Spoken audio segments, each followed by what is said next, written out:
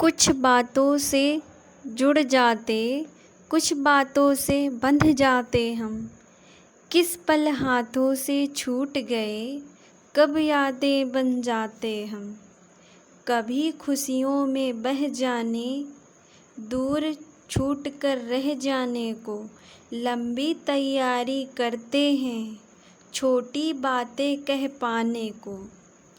जिस सह पर यकी ज़्यादा, वह भी हमें परख लेती। शब्द मार देते हैं हमको, खामोशी जिंदा रखती है। तुम क्या हो मेरे लिए, अंदाज़ा लग जाएगा। तुमसे पहले भी क्या कोई यहाँ लौट कर आएगा। Hello hey everyone, welcome back to my YouTube channel another blog. कैसे हैं आप सभी? आई होप आप सब अच्छे होंगे। मैं भी बहुत अच्छी हूँ। तो दोस्तों, आप सभी लोगों की पढ़ाई कैसी चल रही? उम्मीद है अच्छी चल रही होगी। यूपीएससी आरओ का एग्ज़ाम शुरू होने वाला है, नोटिफिकेशन आने ही वाला है बहुत जल्द। तो इस बार कंपटीशन बहुत तगड़ा होने वाला है और जो अच्छे कैंडिडेट होंगे वही लोग आगे सेलेक्ट होके जाएंगे। कंपटीशन बहुत ज़्यादा है तो आयोग भी अच्छे ही कैंडिडेट को चुनेगा, ठीक है। तो और फिर मेंस में भी यही होगा और ये यूपीएससी एग्ज़ाम है और सेलेक्टेड तो अच्छे ही कैंडिडेट्स को करेंगे वो लोग। और जो ये मैंने शुरुआत में कुछ लाइंस बोली ना, तो ये लाइंस उन कैंडिडेट्स के लिए हैं जो सिचुएशन को फेस कर रहे हैं, जो उनके ऊपर परिस्थितियाँ गुजर रही हैं, उन लोगों के लिए मैंने कहा। जैसे कि कुछ चीज़ों से जुड़ जाते, कुछ बातों से बंध जाते हम। किस पल हाथों से छूट गए, कब यादें बन जाते हम। कभी खुशियों में बह जाने, दूर छूट कर रह जाने को, ठीक है। तो ये जो लाइनें हैं, यूपीएससी एक ऐसा युद्ध है, एक ऐसा एग्ज़ाम है या युद्ध का क्षेत्र है या एक ड्रीम है जिसमें हम बंध जाते हैं, जुड़ जाते हैं और हमें और चीज़ों से कुछ भी मतलब नहीं रहता है। इस दुनियादारी से कुछ भी मतलब नहीं रहता है कि आज पूजा हो रही, भागवत हो रहा, कथा हो रहा या बर्थडे हो रहा या कहीं पार्टी हो रही या कहीं जाना है। इन सब चीज़ों से कुछ भी मतलब नहीं रहता है। इन सब चीज़ों को ना पीछे छोड़ देते हैं और यूपीएससी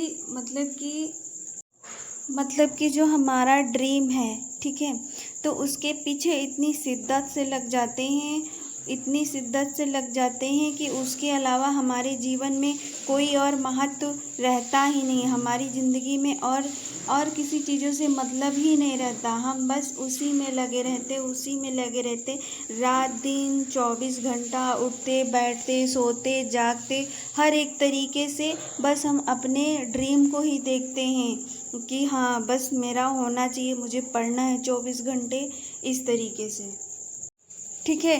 तो यही इसका मतलब रहता है कि कभी खुशियों में बह जाने को, दूर छूट कर रह जाने को, यानी कि हम अपनी खुशियों से सबसे अलग रह जाते हैं, दूर छिटक के रह जाते हैं, ठीक है। फिर दूसरी लाइन है, लंबी तैयारी करते, छोटी बातें कह पाने को। जिस सह पर यकी ज़्यादा, वह भी हमें परख लेती। शब्द मार देते हैं हमको, खामोशी जिंदा रहती है, ठीक है। आंसर एक लिखना रहता है मगर तैयारी हम इतनी करते हैं, इतनी ज़्यादा बुक इकट्ठे करते हैं, इतने ज़्यादा नोट्स इकट्ठे करते हैं, इतने ज़्यादा सोर्सेस इकट्ठे करते हैं कि इतने फैक्ट इकट्ठे करते हैं कि नोट्स बनाते हैं, इतने बहुत ढेर सारी बुक लेते हैं कि हाँ मैं इससे पढ़ लूँ, उससे पढ़ लूँ, यहाँ से पढ़ लूँ, वहाँ से पढ़ लूँ, बस होना ही चाहिए किसी भी तरीके से। और जिस सह पर यकी ज़्यादा, वही हमें परख लेता। शब्द मार देते हैं हमको। अर्थात इतिहास गवाह है कि जिस सब्जेक्ट पे हमारी सबसे ज़्यादा पकड़ होती है ना, बहुत ज़्यादा मुझे आता होता है और बहुत ज़्यादा पकड़ होती है, लास्ट में क्या होता है ना कि वही हमें धोखा दे देता है। जैसे कि आपका कोई सब्जेक्ट है इतिहास, जैसे कि जो हमारा इतिहास है ना, वो हमारा मतलब कि उसमें हमारी बहुत अच्छी पकड़ है, इतनी अच्छी पकड़ है कि कहीं से भी कोई भी क्वेश्चन गलत नहीं होता। एक भी क्वेश्चन का आंसर जो है ना, वो कभी गलत नहीं होता। इतनी पकड़ है, एक एक शब्द, एक एक वर्ड बहुत अच्छे से रिपीट है, बहुत अच्छे से याद है। लेकिन जो है लास्ट में वही हमें धोखा दे देता कि हम उसी में चूक जाते हैं कि हाँ, इसका जो है ये रह गया, ये हमें नहीं आया। वही हम कहते हैं कि जिस शब्द पे सबसे ज़्यादा यकीन, लास्ट में वही सब्जेक्ट जो है हमें धोखा दे देता है, उसी में हम धोखा खा जाते हैं। और फिर है शब्द मार देते हमको, खामोशी जिंदा रखती है। तुम क्या जानो मेरे लिए अंदाज़ा लग जाएगा, तुम पहले भी क्या कोई यहाँ लौट कर आएगा। मतलब साफ वही है एक यूपीएससी स्टूडेंट के लिए कि जब हम उसमें रह जाते हैं, फेल हो जाते हैं, तो हमको खामोशी अंदर से मार देती है। हम जिंदा तो रहते हैं, लेकिन अंदर से ना हमें एकदम खामोश रहते हैं, लगता है कि मर चुके होते हैं। तो ये दोस्तों यूपीएससी स्टूडेंट के लिए बहुत एकदम सटीक लाइनें बैठती हैं। और कभी कभी होता है कि हम एग्ज़ाम मतलब प्रीलिम्स निकालते हैं, फिर जो है मेंस भी हमें लगता है कि निकल जाएगा, लेकिन इंटरव्यू के लिए हमारे पास कॉल नहीं पहुंचती। हम लास्ट तक कॉल का वेट करते रहते हैं, लेकिन कोई नहीं, आगे चल के कभी ना कभी तो वहाँ तक पहुँचेंगे ही। तभी ये बोलते हैं कि कोई लौट कर आएगा।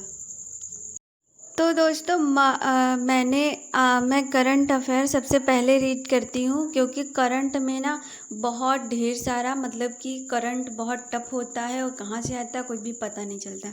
आई होप दोस्तों आज का जो हमारा ब्लॉग है वो आप लोगों को पसंद आया होगा। पसंद आया हो तो प्लीज़ लाइक, कमेंट, शेयर और हमारे चैनल को सब्सक्राइब करना बिल्कुल भी मत भूलें।